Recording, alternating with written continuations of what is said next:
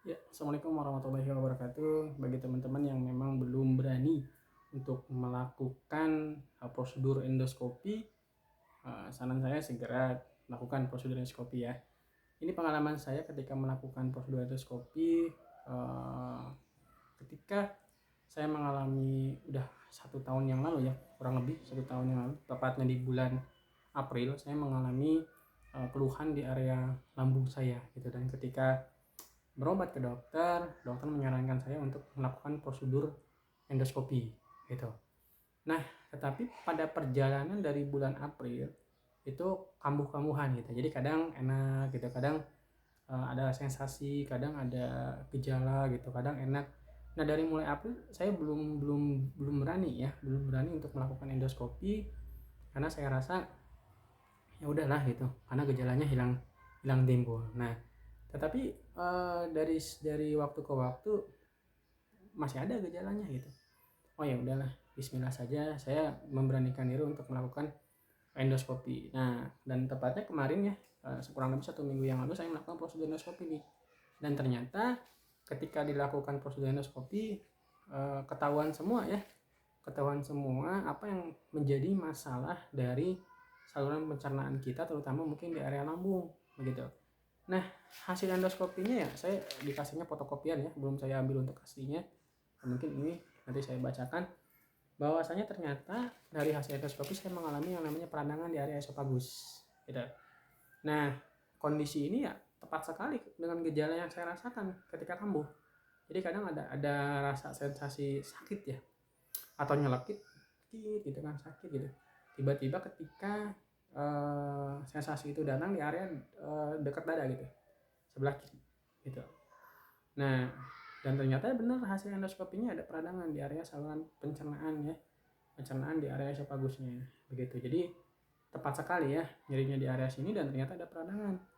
Ketika saya belum melakukan endoskopi, saya selalu menyangka bahwasanya saya mengalami sakit jantung, dan itu udah beberapa kali saya melakukan prosedur yang namanya EKG, dan alhamdulillah EKG-nya normal gitu. Ternyata dari hasil endoskopi baru kelihatan tuh saya mengalami yang namanya peradangan ya.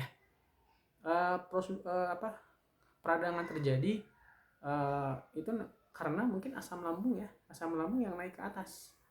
Lama kelamaan asam lambung yang sifatnya adalah merusak atau erosif ya, kalau naik ke area esofagus ya juga bisa ya melukai daripada esofagus itu sendiri. Nah, jadi ada peradangan ternyata saya ya hasil endoskopinya.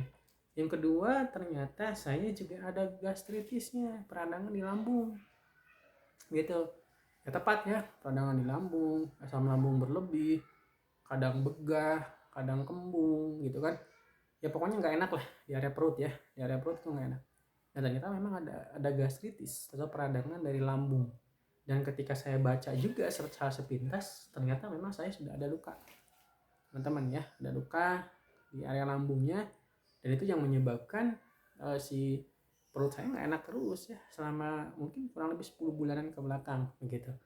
Nah, eh, selain bisa melihat dari kondisi pencernaan kita, ternyata ketika dilakukan endoskopi ada satu keuntungan yang nanti teman-teman dapatkan ya. Ternyata pada saat endoskopi juga diambil sedikit jaringan kita ya, jadi ketahuan nih patologi anatominya atau penyebabnya apa sih sampai ada peradangan di lambung, sampai ada luka di lambungnya.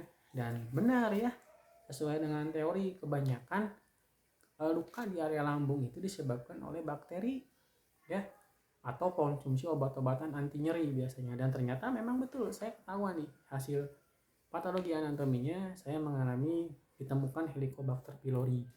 Jadi ada bakteri di area lambung saya yang menyebabkan luka tersebut begitu.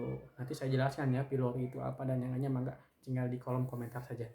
eh Singkat cerita ya, ketika sudah ditemukan penyebabnya, oh ternyata ada bakteri di lambung saya.